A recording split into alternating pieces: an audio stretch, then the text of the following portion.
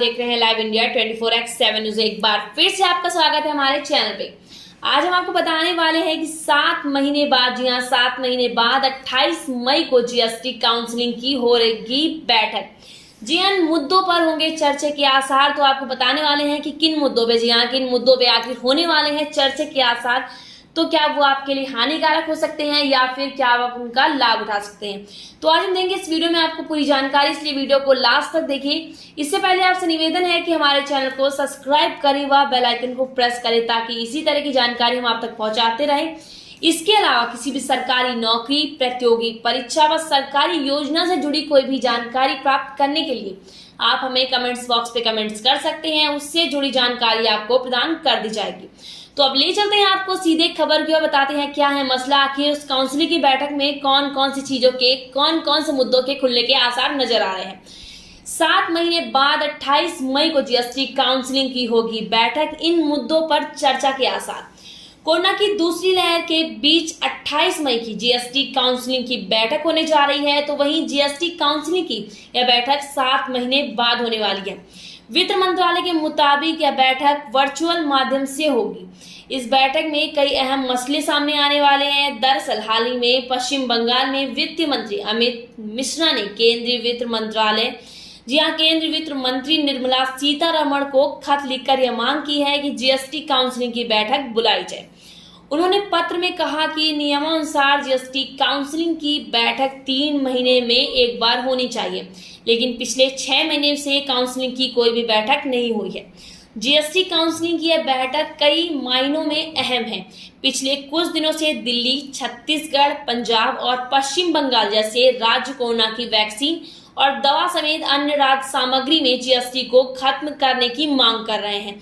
इस संबंध में इस राज्यों में वित्त मंत्री को खत भी लिखा गया है। इसके अलावा राज्यों में क्षतिपूर्ति मामले पर भी बैठक में चर्चा होने की संभावना है।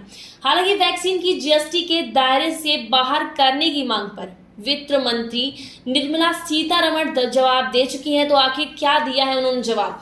उन्होंने कहा है कि जीएसटी हटाने से वैक्सीन और महंगी हो जाएगी, क्योंकि निर्माता इनपुट टैक्स क्रेडिट नहीं ले पाएगा और टैक्स का सारा बोझ ग्राहकों पर आ जाएगा। वहीं अगली ओर बताया गया है, मीडिया की रिपोर्टों से हमें पता चला है कि आने वाली गैस, पीएनजी और 2 पहिया वाहनों की कीमत कुछ कम कर दी जाएगी, क्योंकि बैठक में नेचुरल गैस को जीएसटी सिस्टम के दायरे में लाने पर विचार किया जा रहा है। इसके अलावा 2 व्हीलर पर टैक्स रेट घटाया जा सकता है। हालांकि ये सभी एक केवल अनुमति ही दी गई है। सूत्रों की माने तो बैठक में किन मुद्दों पर चर्चा हुई है इसका अभी भी अंदाजा नहीं लगाया जा सकता है कि जीएसटी की काउंसिलिंग में आखिर किन मुद्दों पे बात उठी है। जीएसटी काउंसिलिंग की अंतिम बैठक पिछले वर्ष 5 अक्टूबर को हुई थी। जी हाँ, 6 महीने पहले 5 अक्टूबर को इसकी बैठक हुई थी। वहीं निर्मला सीतारमण बैठक की अध्यक्षता करेंगी। वित्त मंत्री के कार्यालय में जीएसटी काउंसिलिंग की बैठक को लेकर सोशल मीडिया पर बताया कि निर्माता, जी हाँ निर्मला सीतारमण 28 मई को सुबह 11 बजे से वीडियो कॉन्फ्रेंसिंग के जरिए काउंसिलिंग की 43वीं बैठक की अध्यक्षता करेंगी। बैठक में राज्यों और केंद्र शासित प्रदेशों के वित्त मंत्री और वरिष्ठ अधिकारियों के अलावा वित्त राज्य मंत्री अनुराग ठाकुर भी शामिल होंगे। तो वहीं गौरतलब है कि पिछले साल कोरोना की पहली लहर में जब राज्यों की आर्थिक हालत खराब हो गई थी, तब केंद्र सरकार द्वारा जीएसटी बकाये को लेकर काफी आलोचना की गई थी। राज्य लगातार सवाल उठा रहे थे कि केंद्र द्वारा जीएसटी का बकाया न देने की वजह से ही उनकी आर्थिक हालत खराब हो गई है।